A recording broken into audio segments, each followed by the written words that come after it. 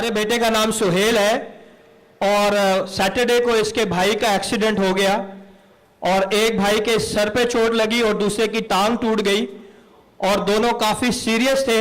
इन्होंने मुझे एक फोन पे कॉल की और हम दोनों ने मिलकर दुआ की और खुदावन का शुक्र अदा करते हैं कि दोनों भाई अभी नॉर्मल हैं। दूसरे की जिसके दिमाग पे चोट लगी थी वो भी अभी ठीक है और ये सब खुदावन के जलाल के लिए कि खुदावन शिफा देने वाला है और वो हमारी जिंदगी में अपना जलाल जाहिर करने की कुदरत रखता है। जोरदार तालियां बजाएं खुदावन के जलाल के लिए। Hallelujah.